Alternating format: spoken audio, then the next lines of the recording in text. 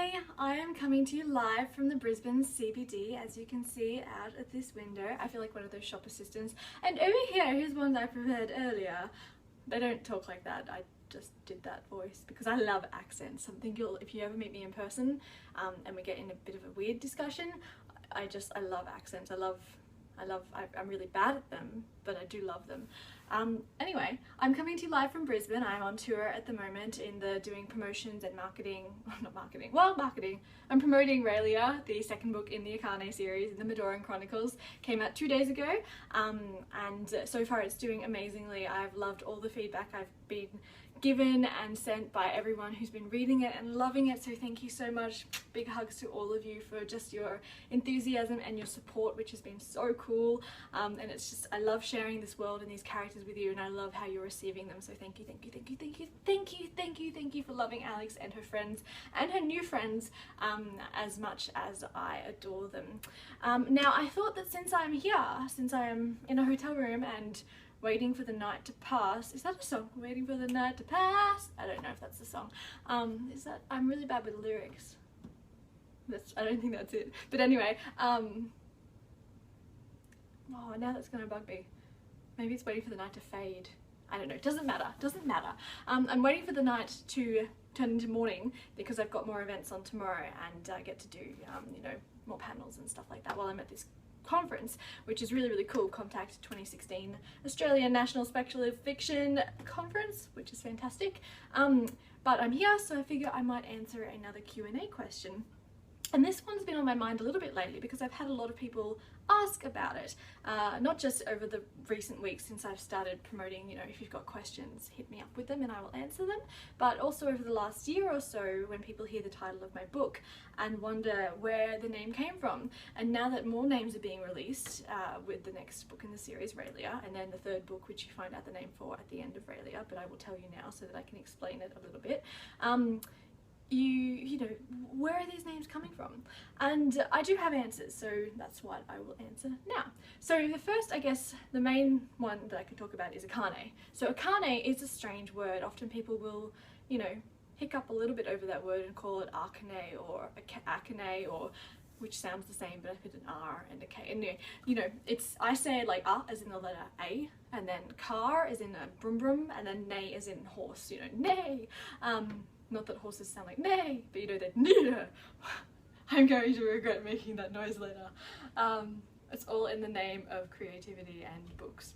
So Akane is how I say it, and the name came from, I actually worked with a girl who had the name Akane once. I was working at a children's craft cafe, and her name was Akane, and she spelled it differently to how I spell it, but and I had no intention of being a writer or anything back then, but the name stuck with me because it sounded so mystical and cool. And so when I eventually wrote this book, I was like, oh, what was that girl's name? I really liked that name, and I came up with my own spelling and Akane as a result of that.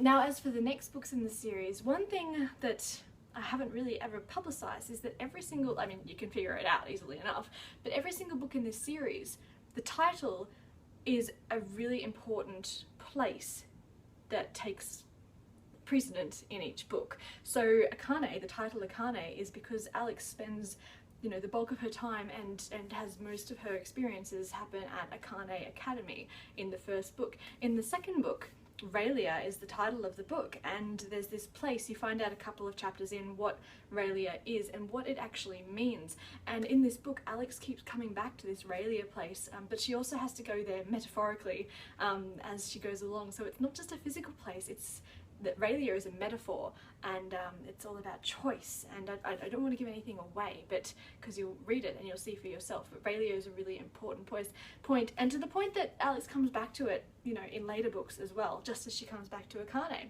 And the third book, if you read to the end of Raelia, you'll find out that the third book is called Dracora.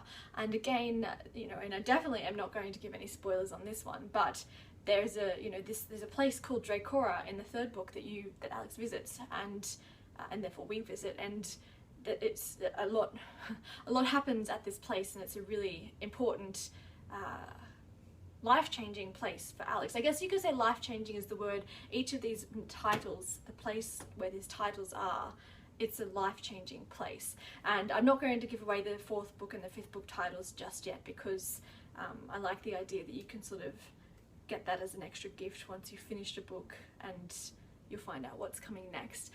But suffice it to say, both the 4th and 5th books follow the same theme. They have a really a title. The title is a very important place to Alex where something life-changing happens. So that's the answer to that question. As to where the names, like as in, so I told you the name Akane came from a girl called Akane. Raylia was literally close my eyes and press some buttons and see what turns out, which is really embarrassing as an author to admit, but sometimes creativity runs out, guys. Sometimes it's just, you just gotta work with what you can get. And Raylia turned out as like a QWERTY sort of mess on my keyboard, but yeah, stuck with it. Dracora had a little bit more, Dracora makes a bit more sense, and you'll understand why when you read Dracora, but I won't give that away because, again, spoilers. The 4th book is most definitely, there was, you know, again, not much logical reasoning to it, but certainly more than Raylia. And the 5th book is I've actually changed the title recently, and it was originally, it was something for the entirety of this series, but then I realised that if it was the original title I was going to give it, everyone would know what it was before they opened the book. Whereas I love the mystery of all of these books, that you don't know what the place name means until you're actually in the book. And so I've changed the title of the 5th book to something else that, again, is going to be really epic.